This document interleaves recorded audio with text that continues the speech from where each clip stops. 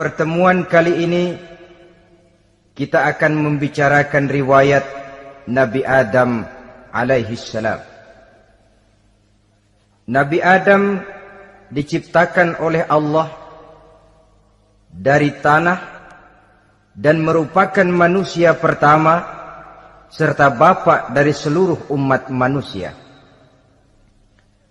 Pada saat Allah hendak menciptakan Nabi Adam, Allah berkata kepada malaikat, "Inni ja'ilun fil ardi khalifah." Aku akan menjadikan seorang khalifah di permukaan bumi. Malaikat dengan nada sedikit protes berkata, "Ataj'alu fiha may yufsidu fiha wa yasfiku ad-dima wa nahnu nusabbihu bihamdik wa nuqaddisu lak." Tuhan, apa perlunya engkau ciptakan seorang khalifah di permukaan bumi? Kelak kalau mereka berkembang biak, kerjanya hanya akan melakukan kerusakan, menumpahkan darah, saling bermusuhan satu sama lain. Sedangkan kami, kata malaikat, sudah cukup bertasbih memuji kebesaranmu. Allah kemudian menjawab, "Inni a'lamu ma la ta'lamun." Aku lebih tahu tentang apa yang kalian semua tidak mengetahuinya. Setelah diciptakan Nabi Adam daripada tanah, ditiupkan roh, maka Allah kemudian mengajarkan kepada Nabi Adam berbagai macam ilmu pengetahuan. Wa 'allama Adam al-asma'a kullaha. Kemudian Allah mengajarkan Nabi Adam nama-nama segala sesuatu. Nama merupakan simbol daripada ilmu pengetahuan. Nabi Adam akan dijadikan khalifah di permukaan bumi. Maka dibekali oleh Allah Subhanahu wa taala al-asma'a kullaha, nama-nama segala sesuatu. Yang dimaksud di sini ialah al-ulumal katsirah, ilmu pengetahuan yang banyak. Malaikat pada mulanya protes. Kami kan sudah cukup bertasbih Tuhan. Kami kan sudah cukup memujimu. Untuk apa lagi membuat manusia sebagai khalifah di permukaan bumi? Seolah-olah malaikat tidak setuju. Allah yang maha tahu rahasia segala sesuatu memberikan vonis, aku lebih tahu tentang apa yang kalian semua tidak tahu. Oleh karena Nabi Adam dipersiapkan untuk menjadi seorang khalifah di permukaan bumi, maka dibekali oleh Allah dengan ilmu pengetahuan. Begitu Nabi Adam dan begitu kita. Karena bukan cuma Nabi Adam, kita pun oleh Allah dijadikan sebagai khalifah-khalifah di permukaan bumi ini. Yang nilai kekhalifahan kita bergantung kepada kondisi kita masing-masing. Ada orang yang menjadi khalifah level internasional, menjadi pemimpin dunia Islam. Ada orang menjadi khalifah level nasional saja. Ada khalifah tingkat kota saja. Ada khalifah tingkat kecamatan. Ada khalifah tingkat RW, RT, sekurang-kurangnya khalifah untuk tingkat rumah tangga masing-masing.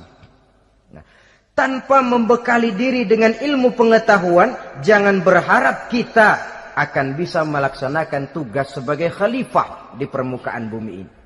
Apapun saja, Nabi mengajarkan, man aradad dunya fa'alaihi bil ilmi, wa man aradal akhirata fa'alaihi bil ilmi. Wa man aradahuma fa'alaihi bil ilmi. Siapa yang menginginkan dunia harus dengan ilmu. Yang menginginkan akhirat juga harus dengan ilmu. Yang menginginkan dunia akhirat juga harus dengan ilmunya. Tanpa dasar ilmu, maka manusia tidak akan bisa menjalankan tugas kekhalifahan. Setelah diajarkan Adam nama segala sesuatu, dikonfrontir, dihadapkan dengan malaikat. Hei malaikat, kalau tadi kamu bilang buat apa perlunya menciptakan khalifah? Nih bentuknya. Adam. Sekarang hei malaikat, Coba kamu sebutkan nama segala sesuatu ini yang ada di sini ini. Malaikat berkata, subhanaka la ilma lana illa ma 'allamtana. Ya Allah, kami tidak punya ilmu, kami tidak tahu semua itu kecuali apa yang telah Engkau ajarkan kepada kami. Kalau kamu tidak sanggup, Adam, sebutkan nama-nama semua itu. Adam menyebutkannya dengan lancar. Ketika itulah Allah memerintahkan malaikat untuk sujud kepada Nabi Adam alaihi salam. Sujud di sini bukan sujudul ibadah, sebab sujud ibadah kepada yang selain Allah haram. Tapi sujud di sini sujudut tawadhu' i'tirafan bi fadli Adam. Sujud merendahkan diri sebagai pengakuan terhadap keutamaan dan kelebihan Nabi Adam. Maka orang yang banyak ilmunya lebih utama dari orang yang hanya banyak ibadahnya. Bahkan iblis lebih takut kepada orang alim yang sedang tidur daripada orang goblok yang lagi ibadah. Model ini diceritakan dalam Ihya-nya Imamul Ghazali. Iblis masuk ke masjid mau menggoda orang lagi sholat. Sudah masuk di pojok masjid, dia lihat orang lagi tidur. Ngacir iblis keluar, cepat benar. Pucat mukanya. Ketemu di jalan sama temennya. Kenapa lari, Mas?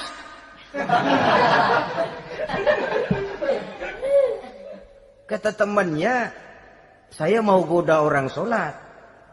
Lalu tiba-tiba di pojok masjid saya lihat ada orang lagi tidur. Saya takut betul sama itu orang. Lari saya keluar. Loh, sama yang sembahyang sampean nggak takut, kok sama yang tidur takut bagaimana? Yang tidur itu orang alim. Yang lagi sembahyang itu orang goblok. Oh, godain orang goblok, saya colek juga dia lupa sembahyang. Tapi orang alim ini saya takut betul. Lah kalau diukur dengan malaikat waktu itu Nabi Adam, ibadahnya lebih banyak malaikat, jelas. Sudah bertasbih, sudah bertahmid malaikat. Nabi Adam baru diciptakan. Tapi kenapa Allah perintah malaikat sujud kepada Adam? I'tirafan bi fadli Adam. Keutamaan Nabi Adam. Pantas untuk diserahi tugas sebagai khalifah mengatur kehidupan di muka bumi. Kalau malaikat yang jadi khalifah di dunia ini, enggak rame dunia. Coba, malaikat, material, harta enggak perlu. Seksual enggak perlu. Dunia ini hambar. Justru dunia ini menjadi ramai setelah manusia diberikan fungsi sebagai malaikat, sebagai khalifah oleh Allah Subhanahu wa taala. Saudara-saudara kaum muslimin rahimakumullah, setelah nyata kelebihan Nabi Adam, maka Allah perintahkan Nabi Adam tinggal di surga dengan segala kenikmatan yang ada di dalamnya. Tapi lantaran sendirian, kesepian Nabi Adam ini. Allah Maha Tahu, maka diciptakannya pasangannya, yaitu Siti Hawa dari tulang rusuk yang sebelah kiri. Sehingga Nabi pernah pesan begini, Istausu bin nisa fa innahunna khuliqna min dhil'in. Hati-hati kamu ngadepi perempuan. Yang tolong dengar nih yang laki-laki. Yang perempuan belaga budak aja dulu lah. Hati-hati kamu ngadepi perempuan. Fa innahunna khuliqna min dhil'in, karena perempuan diciptakan dari tulang rusuk sebelah kiri. Apa watak tulang rusuk? Tulang rusuk itu kan bengkok. Perempuan tuh begitu, didiemin aja bengkok terus, dikerasin patah.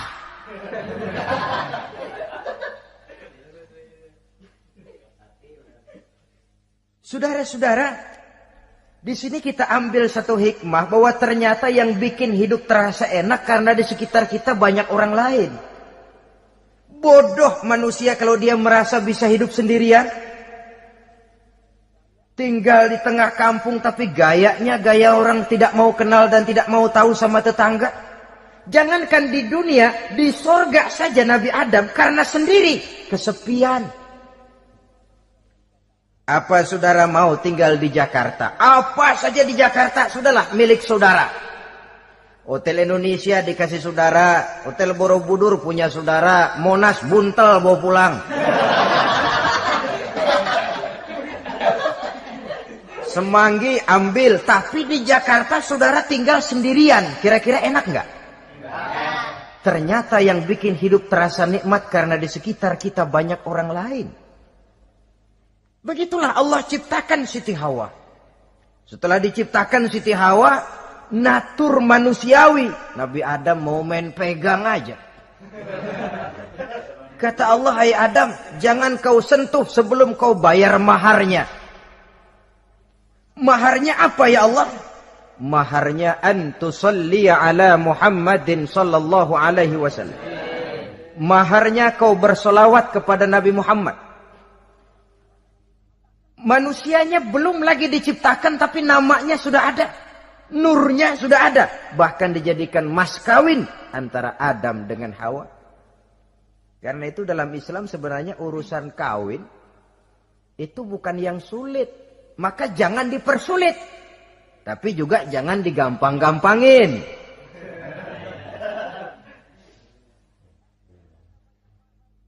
Artinya yang namanya mahar ini, walaupun cuma sebentuk cincin besi kalau orang sangat tidak mampu. Bahkan dengan mengajarkan Fatihah saja sah sudah. Saya terima nikahnya Fulanah binti Fulan, dengan mas kawinnya saya ajarkan dia surah Fatihah. Kalau memang kere betul, tidak punya apapun, sah sudah itu. Agama ini mudah, karena itu jangan dipersulit, tapi juga jangan digampang-gampangin. Setelah itu Allah memerintahkan, Ya Adam uskun anta wa zawjukal jannah. Hai Adam, kau dan istrimu tinggallah dalam surga. Wa kula minha ragadan haitsu syi'tuma. Segala makanan yang ada di dalamnya boleh kau makan. Pakaian yang aneka warna boleh kau pakai. Nikmati seluruh fasilitas yang ada di surga ini. Cuma atu aja Adam. Yang lain boleh dah. Mau ngapa pakai atu aja jangan. La taqraba hadhihi syajarah. Jangan kamu dekati pohon khuldi itu. Dekat saja jangan. Apalagi sampai metik. Jangan Adam. Saudara, ma'asyiral muslimin, itulah watak manusia. Kalau ada 10 persoalan, yang 9 boleh, yang 1 tidak boleh, yang tidak boleh yang bikin dia penasaran. Gua pengen tahu ngapa kagak boleh sih. Timbul penasaran. Apalagi iblis selalu berusaha. Sebab pada waktu malaikat disuruh sujud, semuanya sujud kepada Adam. Iblis tidak mau sujud. Tuhan tegur, iblis, kenapa kamu tidak mau sujud? Mana mungkin Tuhan, saya akan dibikin dari api, kata iblis. Adam dari tanah, unsur api lebih mulia dari unsur tanah. Masa saya harus tunduk kepada Nabi Adam? Gengsi dong.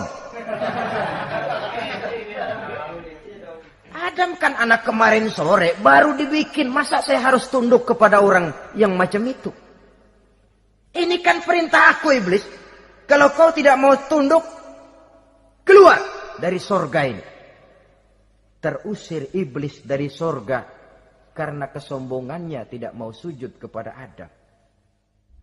Nah, logika, kalau udah di sorga aja sombong diusir, apalagi yang masih tinggal di pinggir kali sombong.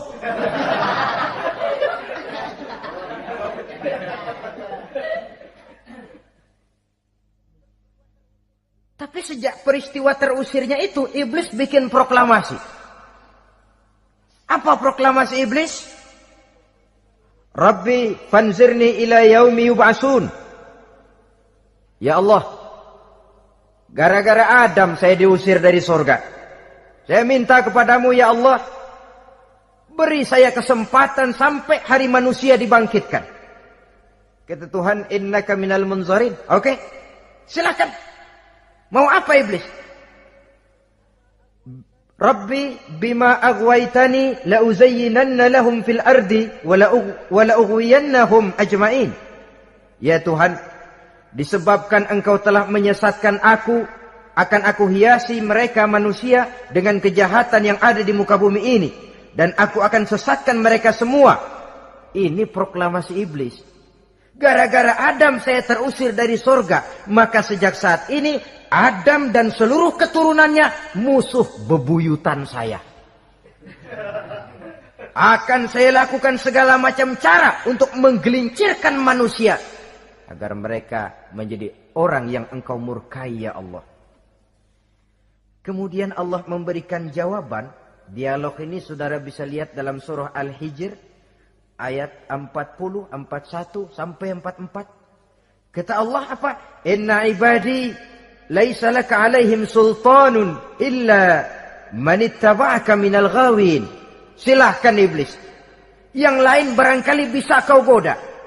Kecuali hamba-hambaku yang benar-benar hambaku, engkau tidak akan punya daya mempertipu mereka. Engkau tidak akan punya kemampuan menggelincirkan mereka. Kecuali kalau memang mereka sudah mau ikut pengaruhmu. Sepanjang mereka benar-benar menjadi hambaku, kata Allah. Hamba Allah yang sebenarnya, mereka di luar kekuasaanmu, iblis. Tapi kalau mereka sudah turun menjadi hamba harta, hamba dunia, hamba pangkat, budak jabatan, mereka itu yang bisa kau gelincirkan. Selama mereka masih tetap sebagai hambaku, kata Allah, mereka di luar jangkauan kekuatan dan kekuasaanmu, iblis. Nah, sejak saat itu kan iblis selalu nyari jalan, nyari lantaran bagaimana Adam nih supaya dia tergelincir. Gara-gara dia saya diusir dari surga. Nguping terus iblis. Sampai akhirnya dia dapat berita tentang dilarangnya Nabi Adam mendekati pohon khuldi itu. Satu hari dengan muka sedih. Ya, iblis itu the best actor. Aktor ulung dia. Dengan roman muka sedih, dia datang kepada Nabi Adam dan Siti Hawa. Kata Nabi Adam, iblis, ente kok tampangnya demek amat sih?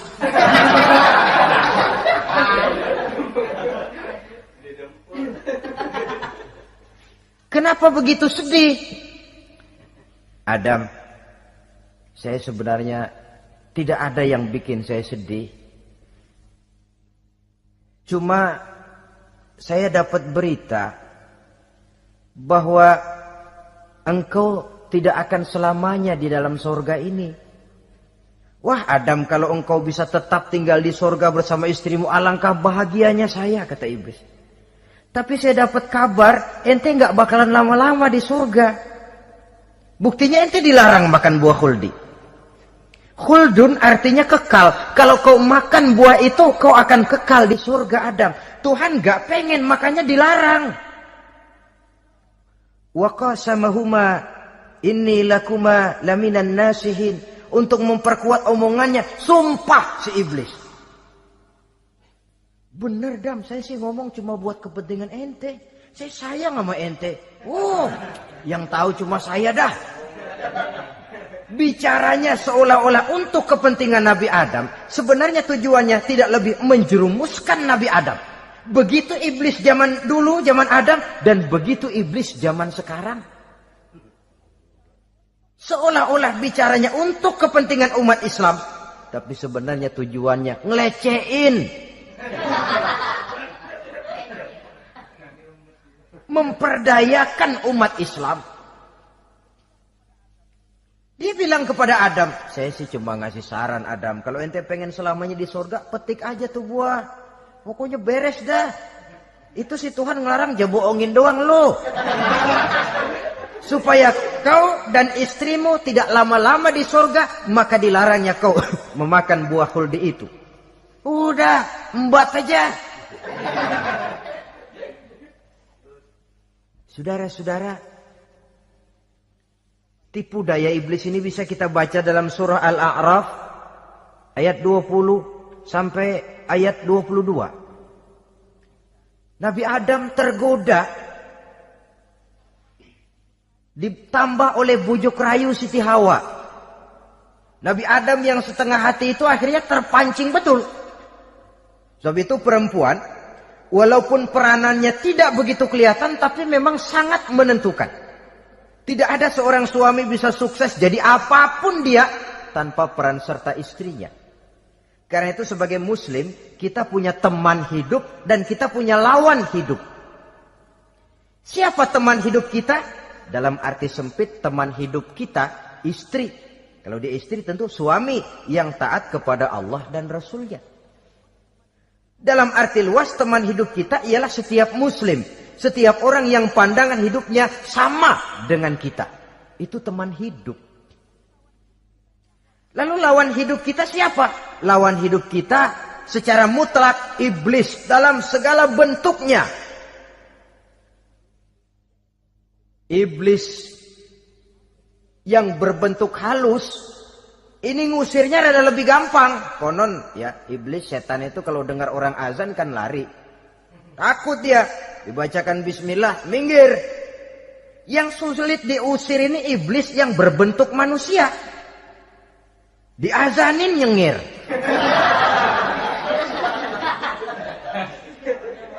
Gawat ini.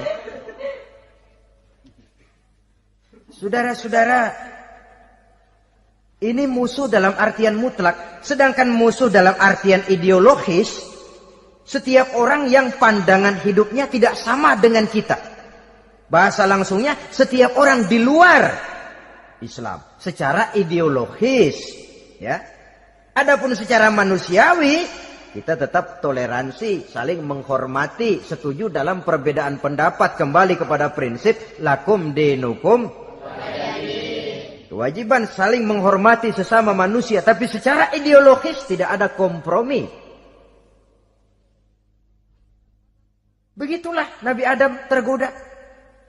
Dan begitulah iblis selalu menggoda keturunan-keturunan Nabi Adam sampai kepada kita sekarang ini. Tiap kali kita hendak melakukan berbagai kebaikan, iblis ini mulai bisik, kasa, kusuk, kesek. Saudara tadi dari rumah mau berangkat niat dengerin ceramah macam ini. Apa dikira iblis enggak? Wah, gatal iblis. Kata iblis, alah jangan bertingkah lah dengerin ceramah. Ceramah mah urusan 70 ke atas.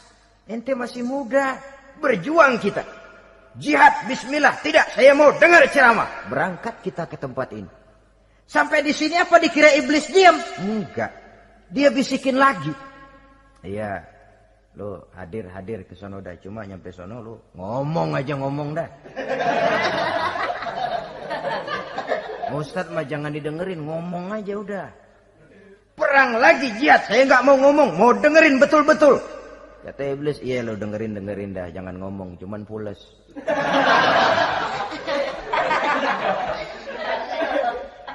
Segala macam cara dilakukan oleh iblis untuk menggelincirkan manusia. Ketika Nabi Adam mengambil buah khuldi itu, datanglah murka Allah. Adam, seolah-olah kalau bahasa kita, kelewatan kamu Adam. Dari belum ada aku ciptakan kau. Barangkali kau merasa kesepian, aku ciptakan Hawa.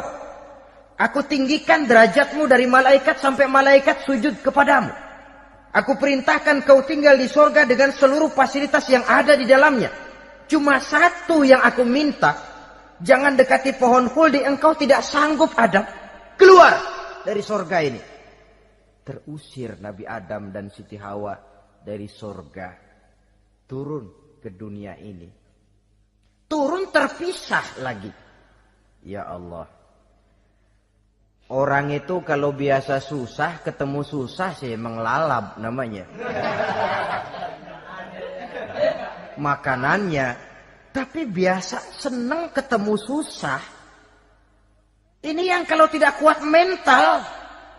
Tengoklah zaman sekarang kan nih. Kalau tuan-tuan rajin baca pos kota. Kayaknya nyawa murah bener.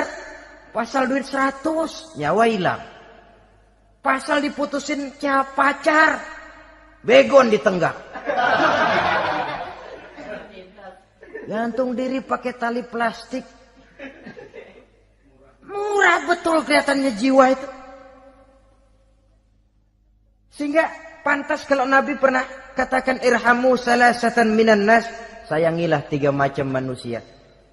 Pertama, azizan zalla, orang mulia yang jatuh hina. Pejabat tinggi kalau pensiun kesian bener. Ya Allah. Udah nggak ada yang ngasih hormat, tanda tangan nggak laku. Azizan zalla, orang mulia yang jatuh hina. Yang kedua, ghaniyan qad iftaqara, orang kaya jatuh miskin. Dari hidup serba ada jatuh melarat. Yang ketiga, faqihan yal'abu bihil juhal, ahli fikih ngerti hukum tapi dipermainkan oleh orang-orang bodoh yang kebetulan punya kekuasaan. Lalu keluar fatwa sesuai dengan pesan sponsor. Yang halal bisa jadi haram, yang haram dibikin remeng-remeng.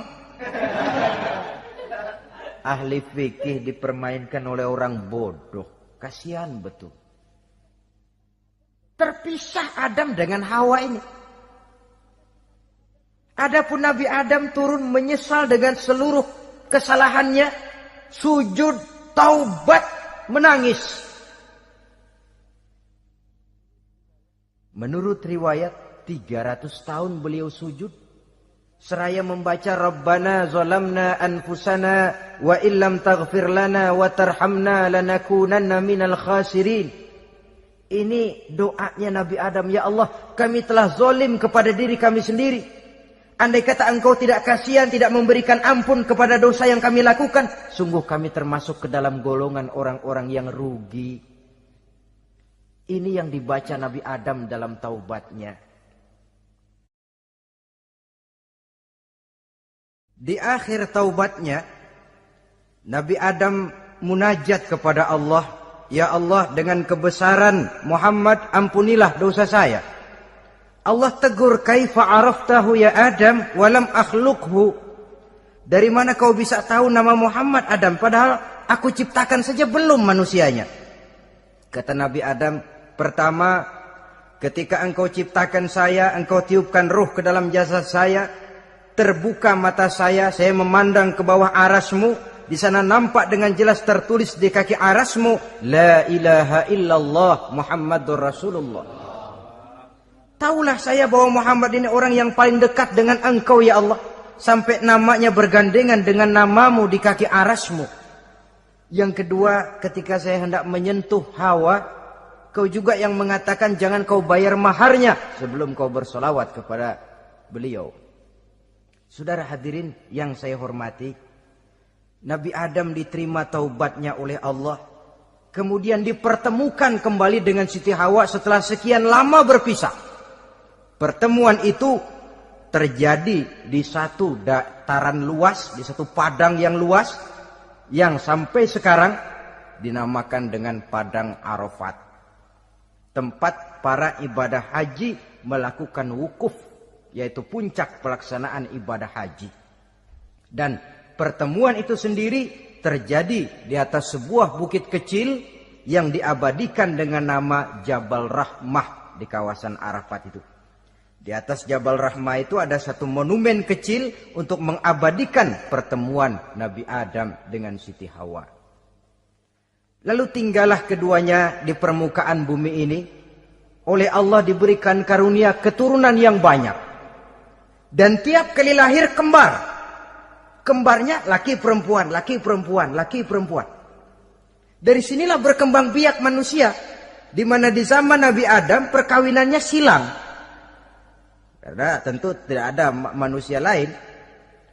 Perkawinan silang itu artinya, kalau si A dan B, A ini laki, B perempuan, kemudian lahir kembar kedua antara C dengan D, maka begitulah yang A dikawinkan dengan D, yang C dikawinkan dengan B. Perkawinan silang. Tidak boleh perkawinan yang kembar sama di waktu dilahirkan. Nah, di antara putra-putra Nabi Adam yang kemudian juga membuat sejarah, yaitu Habil dan Qabil. Habil, saudara kembarnya namanya Labuda, perempuan.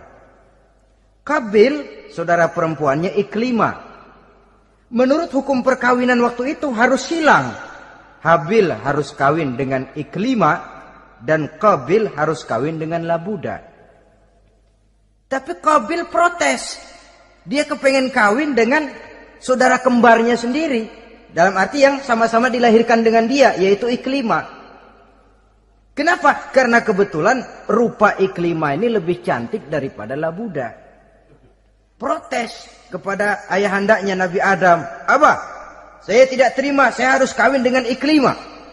Tidak Kabil, kamu harus kawin dengan Labuda. Enggak mau.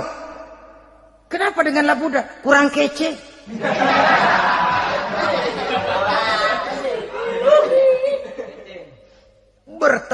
Bertengkar, Nabi Adam tidak berhasil menyelesaikan, lalu diserahkan saja kepada Allah. Kata Allah begini saja, bikin korban, kamu berdua, Habil, Kabil. Siapa yang korbannya aku terima, dia boleh kawin sama Iklimah.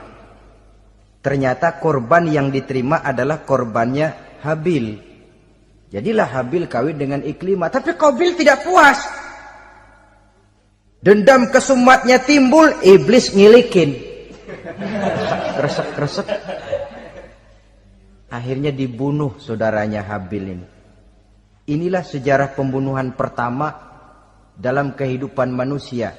Kabil membunuh Habil. Habis dibunuh bingung. Bagaimana naruhnya ini mayat? Allah lalu memberikan petunjuk. Dalam Al-Maidah ayat 31 itu dijelaskan. Ada burung gagak berantem sama burung. Yang satu mati. Nah, oleh yang masih hidup, tanah ini dicakar-cakar sama kakinya dan sama paruhnya.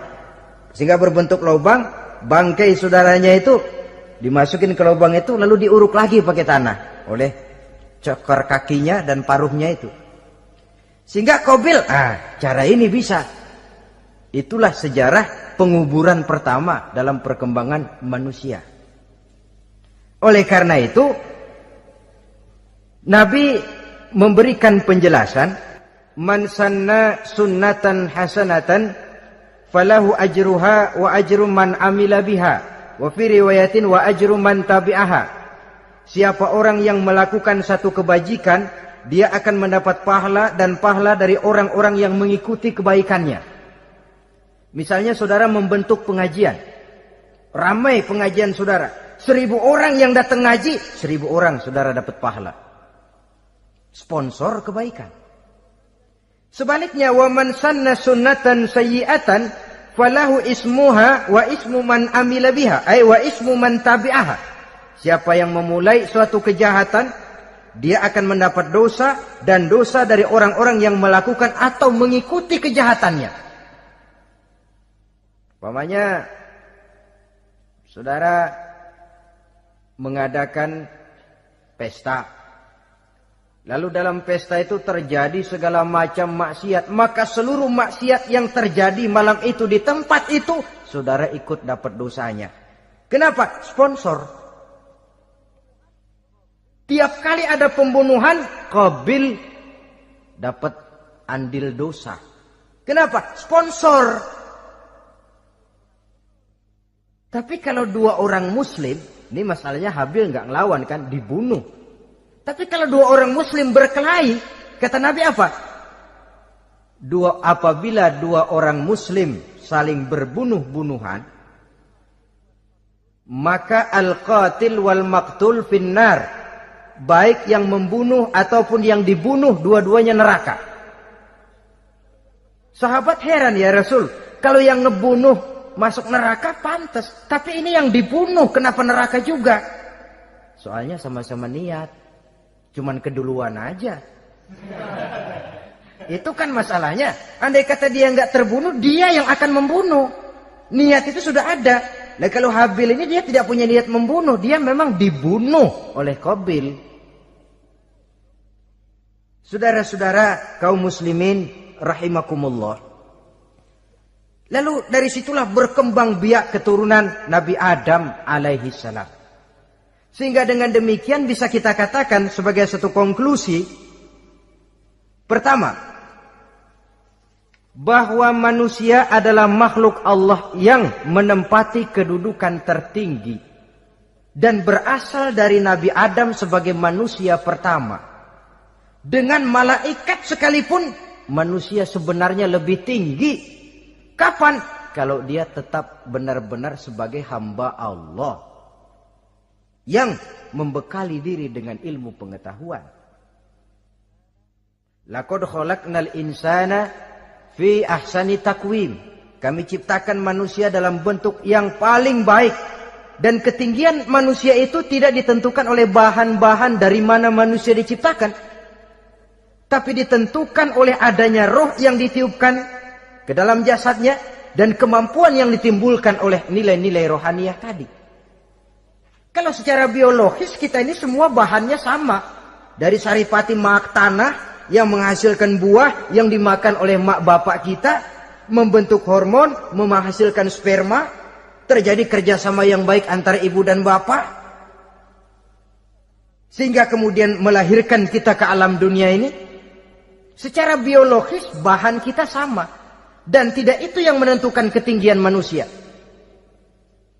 Walaupun keturunan juga mempengaruhi, sebab sekarang ada istilah ramai orang bicara bayi tabung. Dan majelis ulama sudah memberikan fatwa kalau spermanya itu berasal dari sang bapak, tidak jadi masalah. Tapi kalau dari orang lain, haram. Yang lebih celaka lagi di negara maju, tidak lewat proses alam rahim. Jadi dalam satu tabung yang diberikan suhu yang mirip dalam kandungan, di situ dipertemukan antara sperma, air mani laki-laki, dengan ovum, air mani perempuan. Diberikan suhu yang mirip dalam kandungan, dan itu diharapkan bisa menghasilkan manusia lewat tabung kaca itu. Saya tidak sanggup bayangkan kalau sekarang orang tanya usul asal-usul kita, kan kita masih enak jawab. Kamu anak siapa? Oh, bapak saya Fulan, ibu saya Fulana. Oh, kenal saya. Tapi manusia yang akan datang kalau proyek ini berhasil, bapakmu siapa? Enggak tahu, saya dulu keluar dari tabung, Pak. Rendah betul martabat manusia. Sama saja dengan ada perempuan pernah protes, Pak, Islam itu enggak adil katanya. Kenapa? Masa dalam Islam laki-laki boleh kawin lebih dari satu, tapi perempuan enggak boleh kawin lebih dari satu? Supaya sama-sama adil, boleh dong perempuan punya laki lebih dari satu. Saya bilang, justru disitulah Islam itu hendak menjaga martabat manusia. Kalau seorang suami punya istri empat-empatnya lalu hamil, bapaknya jelas. Tapi kalau perempuan satu punya suami 4 lalu hamil, bapaknya yang mana ya?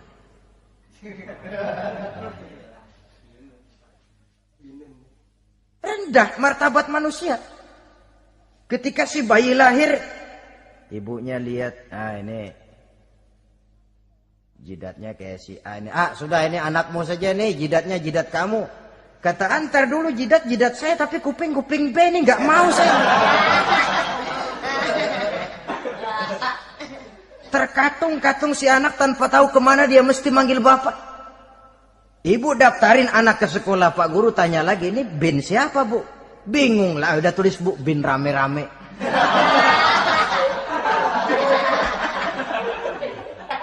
Kan rusak martabat manusia kalau sudah begitu. Justru Islam ini menjaga ketinggian martabat manusia. Jadi manusia itu fi ahsani takwim. Kapan? Kalau dia bisa menjaga kehambaannya di hadapan Allah dengan melaksanakan fungsi sebagai khalifah di permukaan bumi. Tapi bila dia sudah tidak lagi menjadi hamba Allah, tidak lagi berfungsi sebagai khalifah, dia sudah masuk summa radadnahu asfala safilin. Kami kembalikan ke tempat yang paling rendah, lebih rendah dari binatang sekalipun.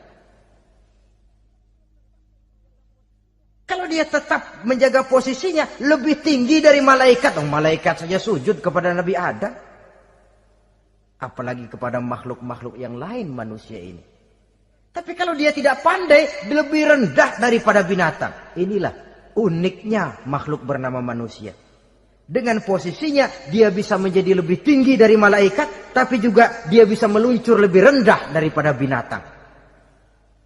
Untuk menjaga itulah diperlukan agama dalam kehidupan kita sekarang ini. Bukan cuma sebagai lipstick, tapi sebagai pedoman, sebagai way of life yang akan mewarnai cara kita berpikir, state of mind, rule of thinking, cara kita memandang kehidupan ini diwarnai oleh nilai-nilai agama. Dengan demikian, maka manusia bukan keturunan kera. So, ada satu teori namanya teori evolusi yang disampaikan buat pertama kali oleh Charles Darwin.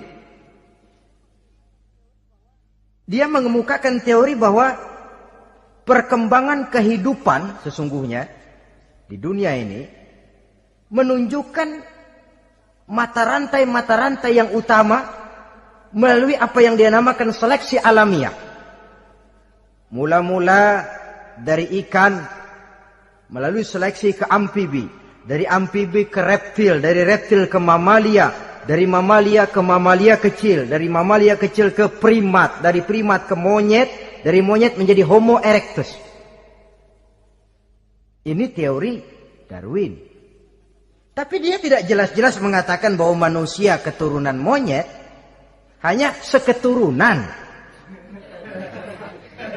Seketurunan kan tidak berarti keturunan. Begini saja. Toyota Kijang sama Toyota Corolla itu seketurunan. Tapi Corolla dengan Kijang kan lain. Cuma seketurunan. Dalam arti sumbernya sama. Makhluk yang tidak tahan seleksi alam oleh udara yang sangat dingin, perkembangan cuaca yang sangat panas, gempa bumi dan sebagainya, seleksi alam dia namakan, hilang, musnah dari peredaran. Seperti ada binatang raksasa itu dinosaurus, sekarang kan cuma tinggal dongeng saja, tinggal nama atau kerangka. Itu oleh seleksi alam dia nggak lulus, hilang. Yang bertahan, yang lulus seleksi alam. Manusia walaupun kecil yang lulus seleksi alam ini. Biar dihantam gempa bumi, angin topan, tetap aja ngejedok. Nah, teori Darwin ini, teori evolusi ini didukung dan dibuktikan oleh peninggalan fosil atau binatang dan tumbuhan yang hidup dan mati selama perkembangannya. Dari bentuk organik pertama hingga pendahulu terdekat daripada manusia. Tapi ada satu kelemahan dari pokok daripada teori evolusi ini. Pertama, garis perkembangan dari Homo erectus, yakni manusia jalan tegak, semacam gorilawi itu, sampai kepada manusia mutaakhir masih belum menentu. Artinya, okelah, kalau manusia seketurunan dengan kera, batas antara manusia yang wujud sekarang dengan manusia purba itu apa yang menjadi penghubung? Monyet tidak mungkin. Ini dianggap mata rantai yang hilang, missing link namanya dalam istilah ilmiahnya. Dan ini masih dicari sampai sekarang. Kalau pendahulu terdekat manusia mutaakhir ini manusia purba, katakan Homo erectus, manusia jalan tegak. Lalu generasi sudah itu sebelum berbentuk manusia apa? Ternyata sampai sekarang masih ada missing link, mata rantai yang hilang. Lalu yang kedua, teori evolusi berhenti kepada manusia mutaakhir. Kalau memang kita manusia sekarang ini hasil evolusi, tentu kita akan terus berevolusi lagi. Dan akan jadi apa kita nanti? Ternyata sudah ribuan tahun manusia tetap manusia begini-begini aja. Tidak berevolusi kita ini. Apa lalu matanya jadi cuma satu di tengah? Hasil evolusi kan tidak berevolusi. Jadi kembali kepada Quran, manusia pertama adalah Nabi Adam dan manusia-manusia berikutnya keturunan daripada Nabi Adam dan bukan hasil evolusi daripada monyet. Juga tidak akan berevolusi kemana-mana. Kalau demikian benarkah teori evolusi? Untuk mengatakan mutlak benar bukan wewenang kita. Untuk mengatakan salah total, juga kebenaran ilmu adalah relatif sebagai relatifnya daya pikir manusia. Di samping dia harus membuktikan kebenarannya, maka kebenaran ilmiah adalah kebenaran yang relatif dan temporer. Contoh kecil saja. Dulu orang berteori bahwa bagian yang terkecil dari suatu benda namanya molekul, kan begitu? Molekul ini nggak bisa dibagi-bagi. Bagian yang paling kecil dari suatu benda namanya molekul. Ilmu terus berkembang. Ternyata molekul sebenarnya terdiri daripada atom. Atom itulah bagian terkecil dari suatu benda yang nggak bisa dibagi-bagi lagi. Nah, berubah sudah teori pertama. Tidak jadi molekul sekarang, atom.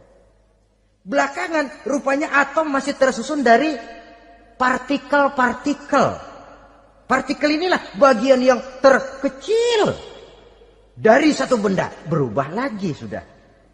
Dan tidak mustahil akan ada penemuan bahwa partikel pun masih bisa dibagi-bagi lagi.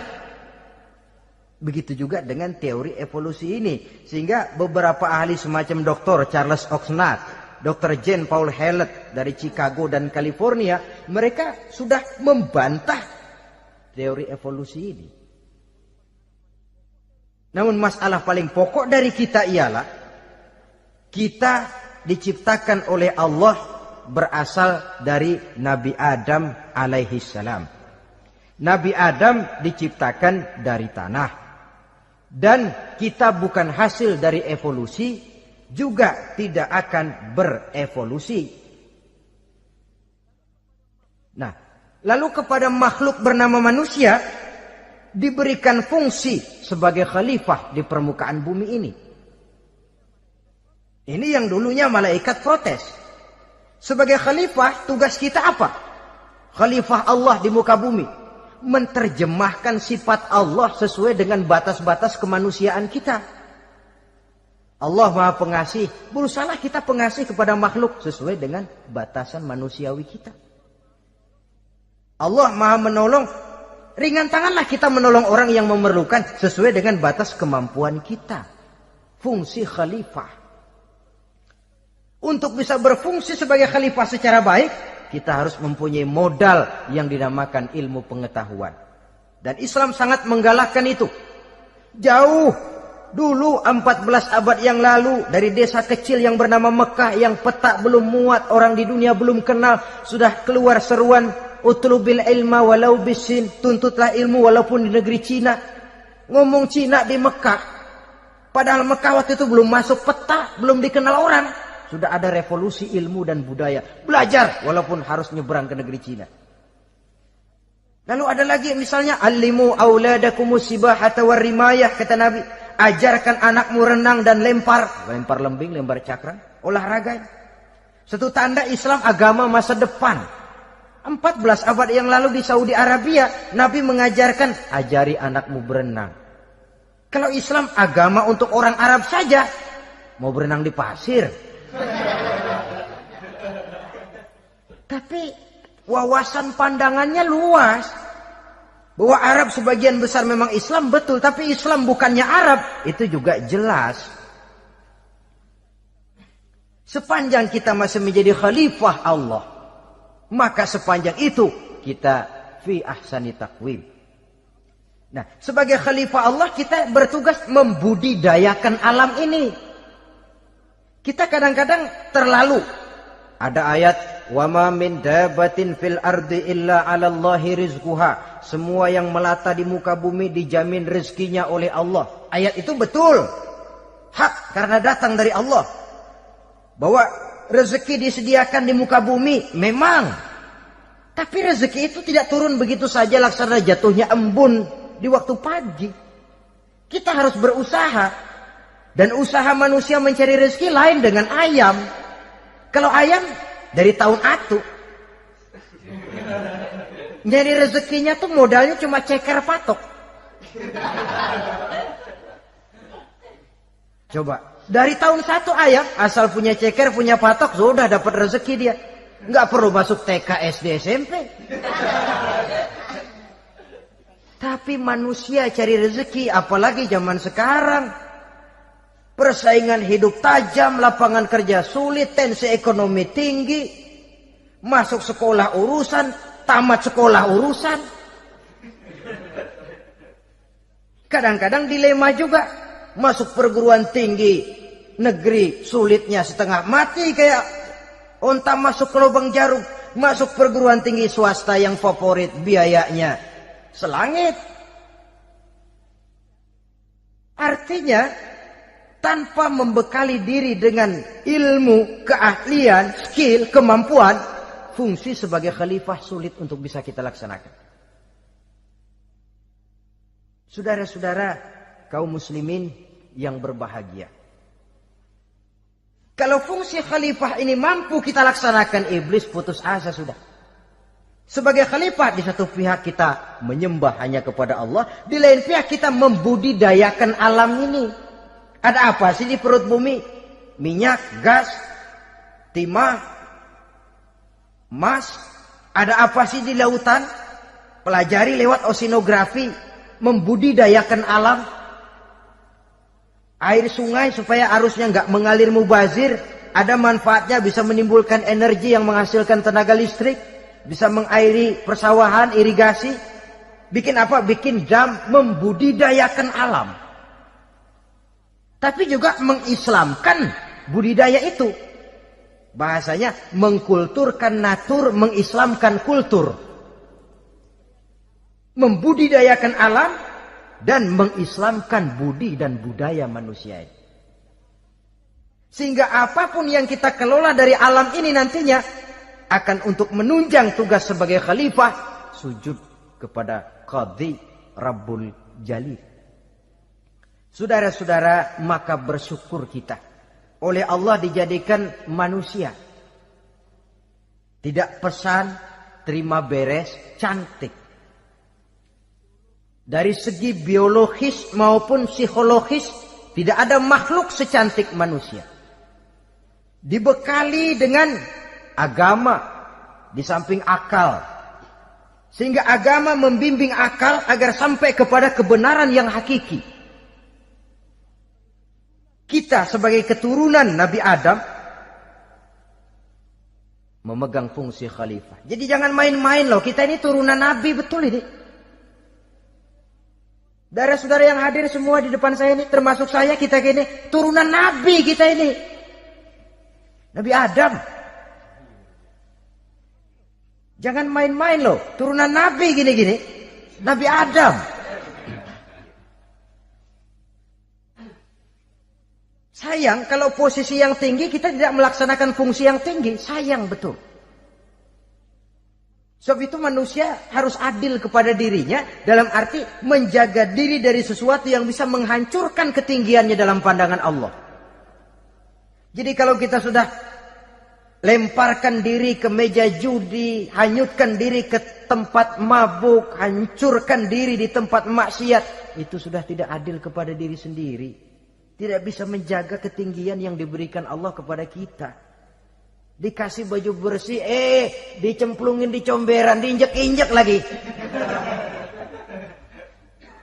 Kita ini diciptakan fi ahsani taqwim. Masa mau turun berbuat seperti binatang, itu makhluk rendah? Masa mau mengikuti tipu dayanya iblis, dia sudah proklamasikan bahwa itu musuh bebuyutan kita? Innahu lakum aduwwum mubin. Setan musuhmu yang jelas dalam segala bentuknya. Saudara-saudara, nah, untuk berfungsi sebagai khalifah ini sekali lagi, bekali diri dengan ilmu pengetahuan. Dan ilmu itu di zaman kita sekarang tentu kalau Nabi Adam diajari langsung oleh Allah, wa 'allama Adam al-asma'a kullaha. Lah kalau kita mau nunggu Tuhan ngajarin, geblek terus. Ya tidak mustahil Allah memberikan ilmu yang disebut ilmu laduni ya. Transfer. Langsung Allah memberikan kepada seorang hamba, membukakan pintu hatinya. Tapi bukan potongan kayak kita yang dapat ilmu laduni macam begitu. Satu contoh, menurut ceritanya, Hadratus Syekh Kiai Hasyim Asy'ari itu kan ngaji beliau kepada Kiai Khalil Bangkalan, Madura. Kiai Khalil ini wali. 2 tahun berguru di sana, nggak diajarin apa-apa. Cuma kalau pagi nyari rumput, Tiap hari 2 tahun akhirnya Hadratus saya bilang, Kiai saya kapan diajari? Sudah Hasim kau pulang saja, insya Allah kau alim. Itu aja pulang jadi orang alim. Ya di samping terus beliau belajar ke Mekah. Kita harus melalui proses belajar. Ini untuk menunjang tugas kekhalifahan kita. Sebagai hamba Allah dan sebagai khalifah Allah di permukaan bumi. Sehingga 2 tugas ini bisa kita laksanakan dengan sebaik-baiknya. Menjaga martabat manusia sebagai makhluk yang mulia dan keturunan dari Nabi Adam alaihissalam. Jangan lupa like dan subscribe channel ini. Terima kasih.